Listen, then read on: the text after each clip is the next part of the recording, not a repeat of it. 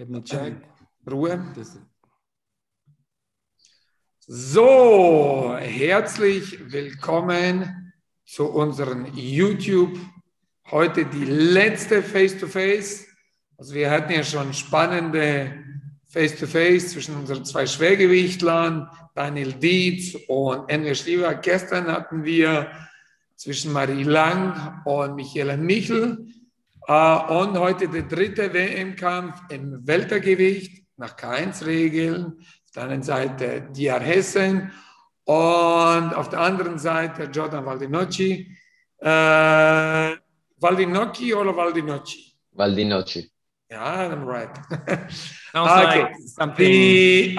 Die zwei Sportler, die um den vakanten WM-Titel kämpfen, und wie immer wird es der Jürgen leiten. Sein Englisch ist auch besser.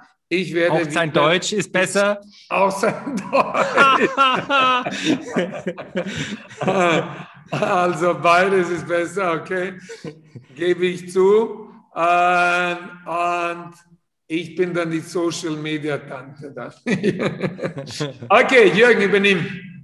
Okay, herzlich willkommen. Ich werde jetzt in Deutsch und Englisch die Dinge übersetzen, damit beide was davon haben. Also Jordan versteht in Englisch, Dia in Deutsch, und ich werde es auch für euch beide jeweils übersetzen. Laden, vielleicht magst du mal kurz sagen, welche Gewichtsklasse nochmal, wie viele Runden, was ist K1? Also, es geht hier natürlich um den K1-Titel bis 67 Kilo, der jetzt natürlich vakant ist. Warum? Es ist 67 Kilo K1-Regeln, das ist natürlich Boxen, Kicken, auch Low Kicks, auch Knie und 5 mal A3 Minuten. Okay. So. Okay, guys, I want to do an introduction round, and maybe we want to start with you, Jordan. Okay. Tell me age, your weight. We know your weight by now, but, you know, a tale of tapes, basically. Who are you? Yes, I am 28 years old, and I'm from Italy. I'm Italian, even my name is English, and I train kickboxing for more than 10 years. I started with martial arts very young with Kung Fu and Sanda, is the Chinese kickboxing. Then I stopped for some years, and then I came back to martial arts at 20 years old, and I started training K1. And I always fought as a professional in K1, as a pro in K1, and some fight in Muay Thai. I really love this sport. I really love the action, and my style is a mix. And I think that every time change because I train with different trainer, and I mix a lot. It depends of the fight. So I train boxing. A lot of boxing is really important in this sport. And I have my kicks from Kung Fu, from Sanda, and then I train a lot Muay Thai. So it's basically it's a mix between this free martial arts, but in those years I've changed my style, and when I see something that I like, that I think it works, I try to study and to make it mine. So that's the best part of this sport is like studying something, you know. It's like see something and try to find what work, and try to bring it with you in the ring. I have a fight house here, is a gym, it's a martial arts gym, and so I can learn, I can see different techniques of different martial arts, and I can learn, and I'm still learning, and I'm still changing. So, you know, basically to fight K1, we need to know boxing, Muay Thai, and maybe boxing and Muay Thai. But I love and I like to take some good shots from other martial arts if I need. Okay. And how many fights did you have so far? I have 45 more or less. Okay, 45-ish. Yeah. Okay, Yeah. let me translate the Okay. basics of it. Oh, right? yeah. Okay, Jordan hat uns eine ganze Menge erzählt. Er hat angefangen sehr früh mit 6 Jahren mit Kung Fu und Martial Arts, hat dann mal aufgehört, dann hat er wieder angefangen mit 20, ist ins Kickboxen gegangen, so ein chinesisches Kickboxen, und er vereinigt sehr viele verschiedene Stile. Der schaut bis heute noch, welche unterschiedliche Kampfstile das es gibt in den verschiedenen Martial Arts und versucht das einfach einzubauen in seine Kämpfe, was funktioniert für ihn. Also er versucht die Dinge, er ist jetzt nicht der klassische Kickboxer, er macht viel K1, auch Muay Thai und alles, was funktioniert, baut er ein und sucht er. Okay, zu dir. Erzähl von dir. Alter, Gewicht, Kämpfe, Erfolge. Ja, Dir 23 gewonnen, Februar jetzt. Und 20 Kämpfe habe ich also einmal verloren. Und lebe seit ungefähr 10 Jahren hier in Deutschland und habe mit 13, 14 ungefähr mit Kampfsport angefangen. Seitdem bin ich jetzt dabei, also nur noch Richtung K1 gegangen. Und es ist schon dein zweiter WM-Kampf eigentlich, ja, nach so kurzer Zeit. Ja. Einmal in Italien haben wir gekämpft und jetzt. Hast du quasi. Kannst du aber ein bisschen auch weiter ausholen. Was hast du denn jetzt als an deiner Amateurkarriere und dann zum Beispiel bekannt? Hier siehst du wie ein Gangster heute aus, jetzt entspannt dich. Auf geht's. Erzähl mal ein bisschen hier, oder muss ich die Tante spielen? Auf geht's. Komm. Ich bin seit 2006 bei Steko, ich habe auch davon natürlich woanders trainiert, in der Pellach habe ich trainiert und habe ich auch ein paar Kämpfe da gemacht, 30 Amateurkämpfe und jetzt bei Steko habe ich seit 2016 ungefähr mehrere Amateurturniere habe ich mitgemacht.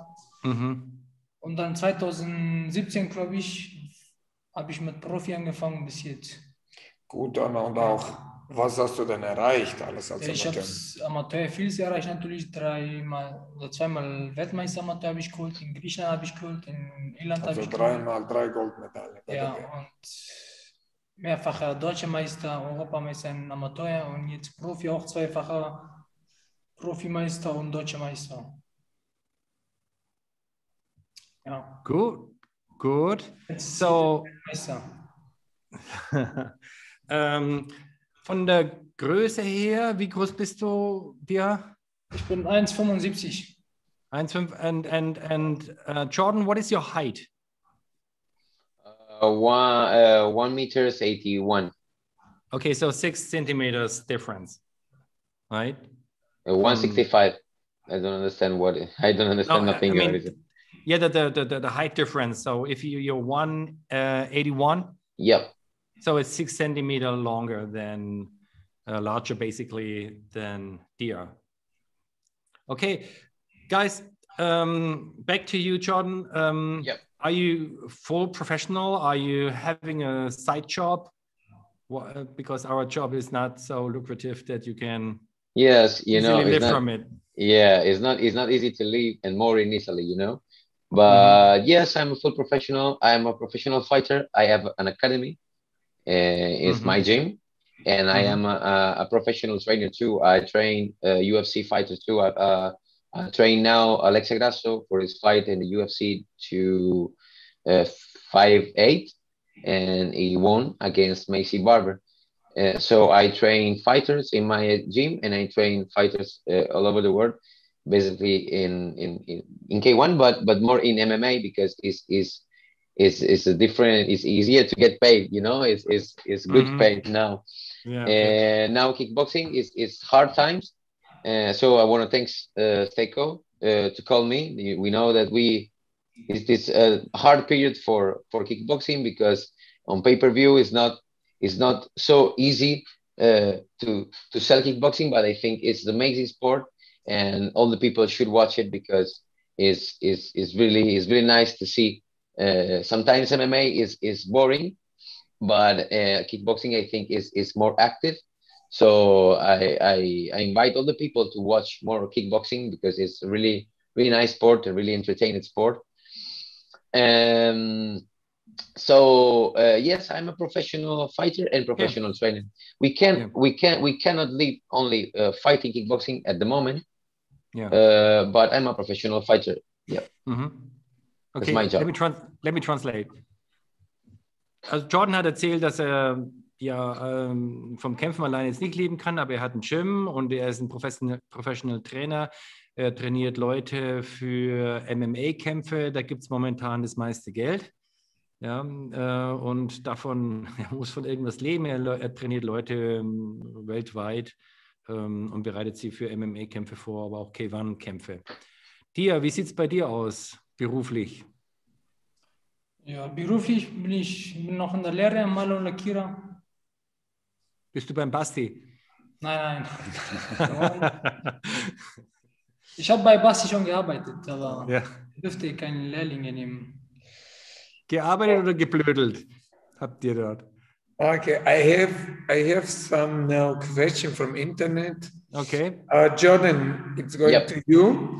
Were you in Italy during the toughest times of the Corona crisis? Do you still have family there, and who do they do? How do they do? With the coronavirus crisis? Yes. Yeah. How do they do in what? In this period or for working? No, the question was, let me translate it from Mladen English to real English. Come on. So the question was from YouTube, if you have been in Italy during the worst times of Corona crisis, and are you healthy and your family fine? Oh, yes, thank you. Yes, my family fine. My city was hard hit in the first wave, on March. A lot of old people died. Fortunately, not my relatives. So I have 4 grandparents. Everybody is safe. Now the situation, yes, this is important. Now the situation keep hard. Now the cases are increasing again. Not in my city, but all around Italy.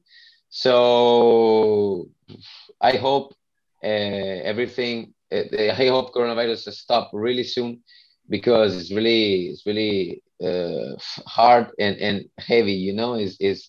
It's annoying me and all the people, and it's harder to train, and it's harder to do everything. Yeah. But for fortunately, everybody around me is fine. Okay, let me translate. Yeah. Also er war während der schlimmen Phase auch in Italien, und auch seine Stadt wurde getroffen, sehr stark, und es gab viele Tote, aber seine Familie ist Gott sei Dank durchgekommen. Es hat keinen Todesfall gegeben, und ja, es ist schwierig zu trainieren während dieser Zeit, und er und wir alle haben die Schnauze eigentlich voll. Ja, glaube ich, kann man es ganz einfach sagen. Dann die nächste Frage an dir. Du bist mit 13 aus dem Irak gekommen. Welche Erinnerungen hast du und wie hat dich das geprägt? Ja, ungefähr. Ja, mit 13 bin ich geflüchtet, natürlich. Kam ungefähr mit 14 her. Ich habe 2 Monate gebraucht bis hierher. Ja, ich weiß es nicht ganz genau, aber ich fühle mich jetzt hier wohl und ich habe nicht so viele Gedanken jetzt darüber nach. Gut, wie war es denn? Ihr musstet flüchten oder wie habt ihr es dann nach Deutschland geschafft? Ja, ich musste halt flüchten über Türkei natürlich. Türkei und Griechenland. Okay. War sehr schwierig. Für beide, willst du das, Jürgen, übernehmen? Du sagst, mein Englisch ist schlecht. Du kannst ja mal mit deinem Englisch anfangen. Mal schauen, bigger part is eating healthy for your training and fight preparation. You understand it? Yeah. What is the question? What was the question?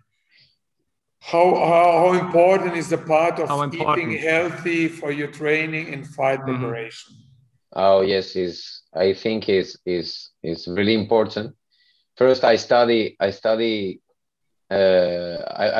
nutrition, and I think is in training is basics is really important to eat healthy, and more when you are cutting your weight, you're going down to your weight class. So it's really important. It's part of a lifestyle of a fighter, you know. So you when you are out of competition, I think you have to keep your lifestyle healthy, even if you have to be free with your mind, so you can relax a little bit more. I think I eat good all the week, and then when I'm go out in the weekend, I'm a little bit free. But when you start cutting your weight and you start getting close to your fight, you clean everything, and it's really important to have a good fight, and not only to have a long career as a professional. Do you have a special diet? Do you do anything without doing preparation? I have my diet, but it's not a special diet as, for example, vegetarian or vegan. No. It's normal diet. My diet, but it's a normal diet. Okay, let me translate. Also er sagt, es ist super wichtig, grundsätzlich sich gesund zu ernähren. Er hat jetzt keine spezielle Diät, er ist jetzt nicht Vegetarier oder Veganer, besonders wenn man Gewicht machen muss. Aber er lässt am Wochenende auch mal alle 5 Grad sein und relaxt dann mal am Wochenende. Aber er ist eigentlich während der seines ganzen Zeit eigentlich gesund. Und dann kommt für die Wettkampfvorbereitung natürlich nochmal eine spezielle Diät für ihn dazu, um einfach Gewicht zu machen. Dir? Wie wichtig ist für dich die Ernährung? Die Ernährung, ich achte sehr achtsam. Ich passe auf sehr gut. Ich passe sehr gut auf. Ich ernähre mich sehr gut. Also meistens Gemüse esse ich vegan halt. Wie ist denn die irakische Küche? Die irakische Küche ist nur Reis und Fleisch. Also was italienische kennen wir. Ja, aber meistens koche ich für mich selber halt. Wir haben a message of Francesco. You know very well Francesco, he's here. Yeah. Wir werden am Samstag gute Show sehen. Von Bene Jordan werden wir warten einen großartigen Kampf. Also Francesco ist auch der es leitet, auch in Italien, der auch der Präsident von da ist. Schön, dass er auch mit dabei ist. Francesco, Gruß zurück, der auch natürlich da auch vermittelt hat in dem Kampf. Gut, dann werden wir weitergehen mit einer Frage. Question to you, Jordan. Yep. Were you ever knocked out, and if so, how did you come back? Were you ever knocked out? Do you get a knockout? His meaning. You was knocked out. Somebody knocked you out. The real English would be, have you ever been knocked out? Oh, I've been knocked out in one training in a sparring against Petrosian. George Petrosian. Okay. Yeah. Yeah, I've been knocked down in a sparring against Petrosian. I were in Milan. It's my sometimes I go there to train and have sparring with the Petrosian brother. And I was there. I just arrived from my city. It's like 3 or 4 hours driving. Oh. And it was waiting for me. It was in Milan. Yes, I'm not from Milan. I'm from Pesaro. Yes, it's 3 hour driving, 3.5 hour driving from Milan. I arrived in Milano, and he was waiting for me. It's like with his gloves on, and I was really tired. And it's the best, you know.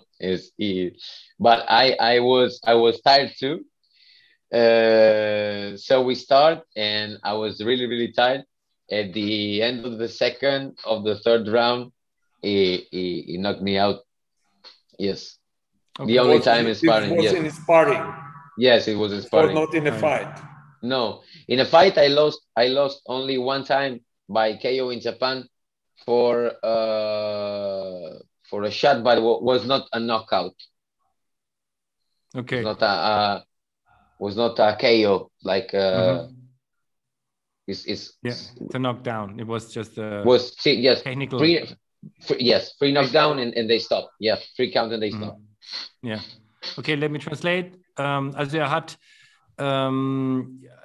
einmal im Sparring Knockdown erlebt, nachdem da zum Training gefahren ist und in Sparring gefahren ist nach Milan. Das dauert 4 Stunden mit dem Auto und er war recht müde und ist dann gegen den ganz guten, ich kenne ihn nicht. Petrosyan ist eigentlich eine Legende. Also okay. Jürgen Schwach, muss ich sagen. Man muss sagen, eigentlich jetzt auch in Bonn Champion, hat das Tournament gewonnen, früher K1.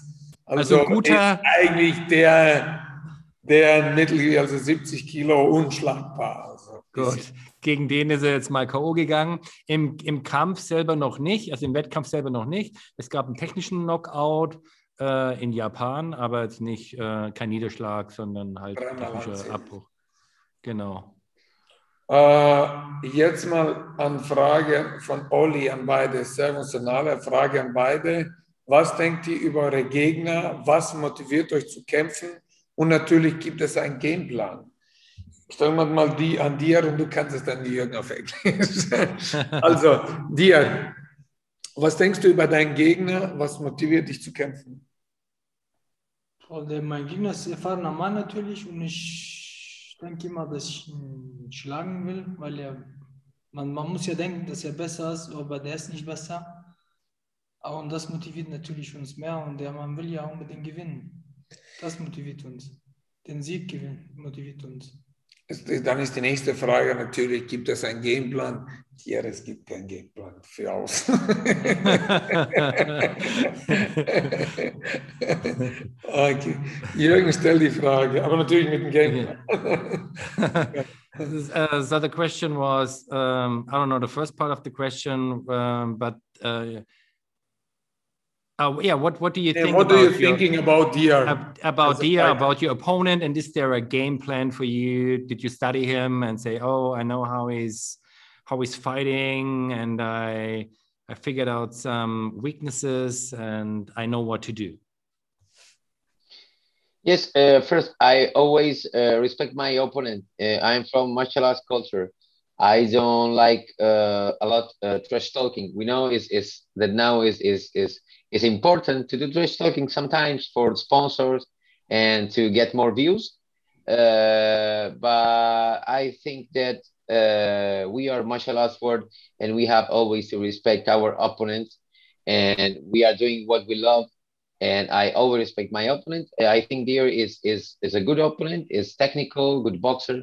And I respect him as a opponent. I really don't know him, but I like him as an athlete. Is a good fighter. Obviously, we study him as he's studying us. It's normal. Nobody gonna say nothing about the game plan, but really, yeah. Wow. But you know, it's sometimes game plan are not so not always work. You know, sometimes it's just you think about a lot about the way to fight, and at the end you are there and you notice that what you thought was not the real fighter that you have in front of you. You know, you think something and then you fight and then you understand that maybe it's different to watching in video and to feel it. You know, maybe you think that is you don't have a strong shot in the hand or in the legs, or is not so easy. But obviously we have both a game plan and nothing. That's what I think about him and what I say to you about my game plan. Okay, let me translate. Yep. Also respektiert Dia sehr. Er kommt aus auf einer Kampfkunstkultur, wo man grundsätzlich seine Gegner respektiert. Und auch wenn es momentan sehr populär ist mit Trash Talk, um mehr Klicks zu bekommen, schließt es sich dem nicht an, weil er eben Kampfkünstler ist und grundsätzlich seine Gegner respektiert. Natürlich hat er auch einen Gameplan, natürlich schaut er auch seinen Gegner an. Der Plan wird auch nicht verraten, aber er meinte, dass es eher schwierig ist, aus dem Video herauszulesen. Es sieht vielleicht aus, als wenn er gut kicken würde, aber dann im Ring stellt man fest, nö, der Kick, der tut gar nicht weh. Also das sieht nur gut aus, aber der spürt ihn gar nicht oder umgekehrt. Es sieht aus wie ein schwacher Kicker, aber dann kommt der ganz anders. Also man muss sich da auch adaptieren, man darf sich nicht darauf verlassen, was man jetzt im Video gesehen hat. Im Ring kann man dann nochmal plötzlich einen ganz anderen Gegner erleben, als man im Video gesehen hat. Dann haben wir hier an mich eine Frage. Dir scheint immer Vollgas zu geben. Kannst du ihn im Kampf überhaupt zügeln? Natürlich. Früher schwieriger, aber jetzt. Dann, Engin, eine Frage an dir. Wie war deine Trainingsvorbereitung? Hast du für diesen Kampf was anderes im Training gemacht als sonst? Soll ich echt meinen Plan verraten? Nein, die Frage ist nur, was anderes gemacht. Du musst ja nicht hier alles verraten, ob du was anderes gemacht hast. Natürlich, wir haben vieles gemacht. Wir haben vieles gemacht. Aber hier oberflächlich. Ja. Also ich kann sagen, Dir hatte viele Sparringspartner, wo auch drin auch viele von außen kamen. Zvonko hat dich immer zusammengeschissen. Ja, wir haben also wie immer. Gestern auch. Ganz normale Vorbereitung. Gestern auch noch zusammengeschissen. Ja, wir hatten eine gute Vorbereitung gehabt. Sehr guten dieses Mal. Ich bin zufrieden mit meiner Leistung. Ich bin jetzt, wie gesagt, ich komme am Wochenende. Okay, let me translate it for Jordan. He asked for the preparation. There was a question from YouTube, and he said, "Yeah, preparation went really well, and yeah, he got very tough sparrings, and we have a trainer, Zvonko, who is very angry per default. So everything went fine. How about you? How was your preparation?" My preparation was good. As I told in the pre-interview, is harder now to train for the coronavirus crisis. You know, it's not easy to move. I have more trainer, but at the end, I've trained really good. I trained my boxing part, and I trained my Muay Thai part. I feel prepared. I feel good, and I do my physical preparation with my trainer, other trainer, and at the end everything was good. At the beginning, I was worried about the situation because it's not easy, as I told you, to move out of my city, to move in the city too. It depends of the week. But at the end, everything was good. I did my sparring. I did my physical preparation. I did my boxing part, Muay Thai part. So I feel good. I feel focused on it, and just hope to give a good show. And I'm sure that we're gonna give it. Okay, let me translate. Also auch für Jordan lief die Vorbereitung sehr gut. Anfang war es schwierig, sich zu bewegen, außerhalb der Stadt überhaupt zu kommen, auch innerhalb der Stadt sich zu bewegen. Das hat sich jetzt wieder gelockert. Also er hat seine Sparringseinheiten gemacht, physikalisch trainiert, also seine Gewichte trainiert und alles. Und er geht davon aus, dass das ein spannender Kampf wird. Dann, was ist denn jetzt? Ja, mit der Typ Harald im Laden nach der Michaela gestern, willst du heute auch mal deine Obama sagen? Ach du Scheiße. Die hat er durchtrainierter als ich. Darum habe ich die extra noch rausgedrückt. Meine Güte. So, ja, Jürgen, bring weiter. Ja, eine Frage an dir. Man kennt dich ja von deinen Kämpfen. Du bist schnell emotional und gehst auf den Gegner los. Das hat sich gebessert über die Zeit, würde ich sagen. Aber du hast ja auch eine schlechte Erfahrung mit einem Italiener gehabt. Das heißt, den letzten Kampf verloren. Kannst du deine Emotionen kontrollieren? Also oder müssen wir befürchten, dass du wütend wirst und ja, vielleicht dein Pulver gleich in der ersten Runde verschießt? Ja, ich bin immer wütend. Während der Kampf bin ich immer wütend. Ich will natürlich Gute Antwort. Ja, ich will natürlich meinen Gegner am ersten Runde am Boden sehen, aber das ist schwierig natürlich. Aber jetzt habe ich gelernt, natürlich erstmal Ruhe bewahren und dann zuschlagen. Okay. Ja, und mein Gegner sind halt, glaube ich, bis jetzt hatte ich 3 Italiener gehabt. Ich habe einmal in Italien habe ich verloren und hier natürlich auch einmal gegen den gekämpft, gewonnen. 3 waren das bis jetzt oder 3? Bis jetzt. Weiß ich jetzt auch nicht. Ja, sowas, glaube ich. Ich habe auch ein bisschen auf den Kopf bekommen, ich kann mich auch nicht mehr. Ich kämpfe einfach, ich schaue nicht, wo mein Gegner herkommt fast oder wie die kämpfen fast immer. Aber es kann schon sein, dass es sogar auch 3 Italiener waren. Okay. Man weiß auch bei den Amateuren, das ist Okay. schwierig. Same question to Jordan. So I asked Dia if he can control his emotions or if he's angry because he lost his last fight against an Italian. No, and this now was he said, second last. Or whatever. So the second last. So a very important, or the last World Championship title he lost against an Italian, right?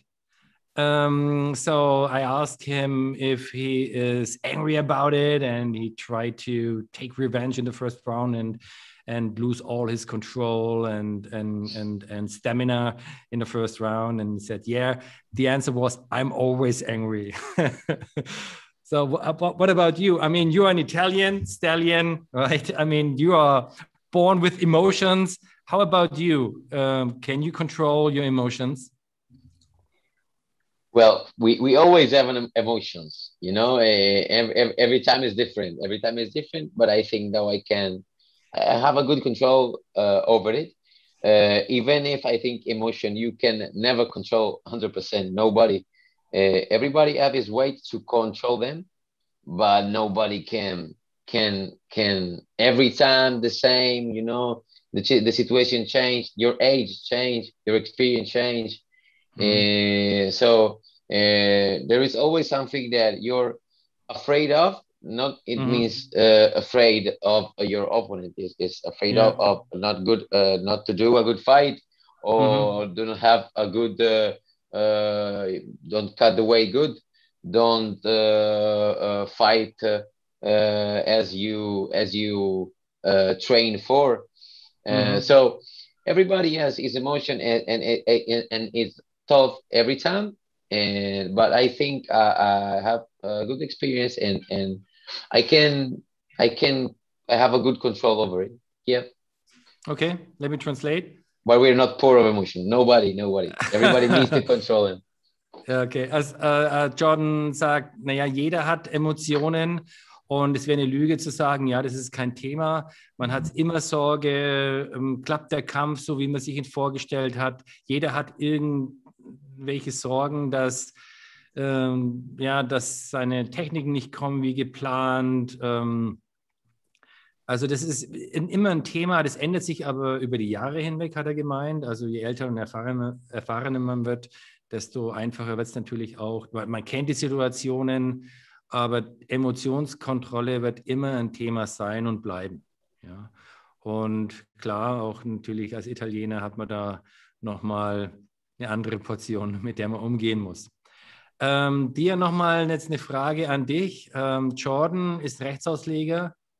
Magst du Rechtsausleger oder nicht? Eigentlich nicht, aber ich hatte jetzt einen guten Sparringpartner gehabt. Schöne Grüße an ihn natürlich. Der war viel stärker als jetzt halt die Gegner, jetzt ich am Samstag den kämpfe.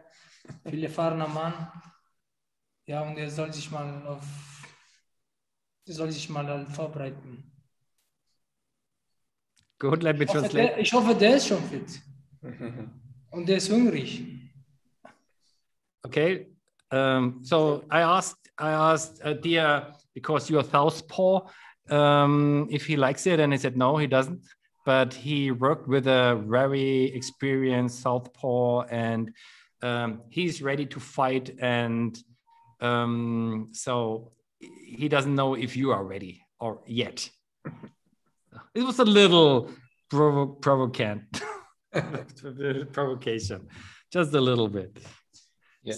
So, I mean, you are always southpaw, and or do you change to regular? I am regular in southpaw. Really, I use more the right hand. I write with the right hand. And everything in normal life, I use my right side. But I fight more as a southpaw, as always.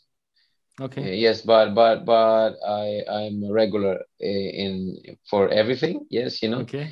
And I fight more as a southpaw because I think that when I was a child in Kung Fu, my guard was a southpaw guard, so it's comfortable, and I keep work on it.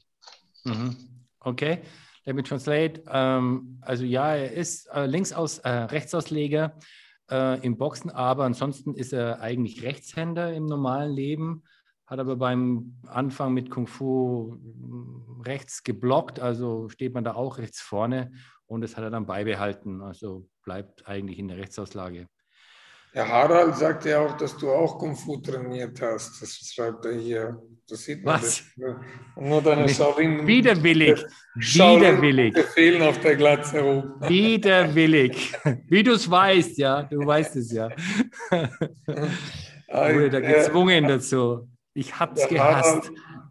Der Harald fragt noch hier, was am Laden versuchst du als Trainer, dass deine Kämpfer Emotionen kontrollieren, oder willst du sie eher kanalisieren und die Energie nutzbar machen? Ich liebe es eigentlich, wenn die Feuer haben. Man muss nur auf das richtige Gewalt steuern, das Feuer. Also, das ist schon gut. Man muss aber natürlich kanalisieren. Und Duman Tschitschko schreibt, warum ist Kampfsport in Deutschland nicht so bekannt? Also wir kämpfen, seit ich natürlich Kickboxen mache und liebe, was immer mein Traum ist, im Fernsehen zu bringen. Der erste WM-Kampf im Fernsehen, damals der sehr Sport 1 war mein WM-Kampf. Danach gab es Dr. Christine Theis und dann ging es weiter. Also klar, ich gebe dir recht, wir sind kein Fußballer, und Fußball ist die Königsklasse, und ich glaube, in diesem Leben, vielleicht in anderen Ländern, in Thailand ist es Thai-Boxen populärer, oder in anderen, vielleicht Taekwondo in Korea. Aber mit denen sich zu messen ist schwierig. Aber ich denke mal, wir machen eine gute Arbeit. Klar, haben wir mit Christine Theis mal, wo wir bekannter waren. Dann kam natürlich aber jetzt auch, sind solche Athleten, die wir versuchen auch zu positionieren. Aber es ist natürlich klar, ich denke mal, wir bewegen uns in guten Bereich, aber natürlich sind wir kein Fußballer. Gut, Jürgen. Ja, also ich würde sagen, wieder ein spannender Kampf. Jetzt habe ich alle drei wirklich mal gesehen. Und ich würde bei allen drei Kämpfen wirklich 50-50 sagen. Also ich hätte jetzt keine Präferenzen. Ich glaube, es kann bei jedem Kampf jeder gewinnen. Oder? Also du hast ja gar nicht die Frage gestellt an die Jungs. Ich weiß nicht, wieso du wartest. Also das ist eigentlich meine persönliche Einschätzung jetzt. Ich habe, Jordan, I have the feeling that the chances are 50-50 for both of you. I see that, I would say that Dia is a better boxer, and I would say you're a better kicker and a more experienced fighter. So I have the feeling it's a 50-50 chance for both of you. Do you agree? Always is 50-50. Okay. You're nice. Yeah, great. Always is 50-50. Yes, everybody has strong points, you know, and nobody knows when you are on the top of the ring what can happen. So we will see. I feel prepared, and I just want to start to have this fight, and we will see. Nothing to say about it. Yeah, we always have 50-50. It's not easy. It's not a football plan. You know, it's a different game. So maybe you are winning and one shot and you're out. Yeah. So yes, everything can happen. I think would be a great fight because we are two technical fighters. Okay, let me translate it. Jordan sagt, naja, es ist eigentlich immer 50-50, weil es in dem Sport kann immer alles passieren. Du kannst weit vorne liegen nach Runden und Punkten und du fängst dir einen Schlag ein und es ist alles vorbei. Deswegen ist immer alles möglich und jeder hat Stärken und Schwächen. Es kommt aber auch immer darauf an, auf den Tag, wie du dich im Ring fühlst. Ja, du kannst das kann sich völlig anders anfühlen plötzlich. Also es ist immer alles möglich. Ja, ich würde sagen, lohnt sich auf jeden Fall. Er hat es schon beantwortet, oder? Doch, der hat schon gesagt, dass er eigentlich sich einen stärkeren Gegner wünscht. So habe ich es verstanden, Dia. So habe ich den Dia verstanden. Ich wünsche mir immer starke Gegner, weil ich auch stark bin. Möge der Besseren gewinnen. Ja, also ich würde sagen, das lohnt sich auf jeden Fall einzuschalten.